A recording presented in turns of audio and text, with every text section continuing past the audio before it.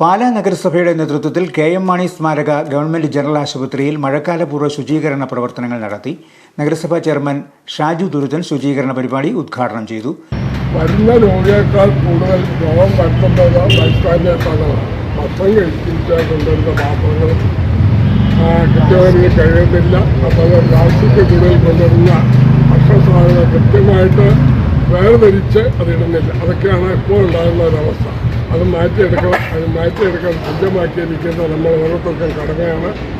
ആ നിലയിൽ ഈ ആശുപത്രിയുടെ ശുചിത്വ ക്ലീനിങ് എല്ലാവരും പങ്കെടുത്ത് ജയിപ്പിക്കണമെന്ന് മാത്രം അഭ്യർത്ഥിച്ചുകൊണ്ടൊരു വാക്കുകൾ.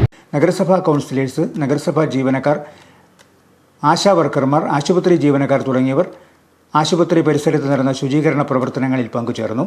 Superintendent doctor Abhilash, RMO doctor Reshma, നഗരസഭാംഗങ്ങളായ ലീന സണ്ണി പുരയിടം, സാവിയോ കാവുകാട്ട്, ബൈജു കൊല്ലംപറമ്പിൽ, ലിസിക്കുട്ടി മാത്യു, വിജി ജോജോ, ജോസ് ചീരാങ്കുഴി, ആനി ബിജോയി, തോമസ് പീറ്റർ തുടങ്ങിയവർ നേതൃത്വം നൽകി.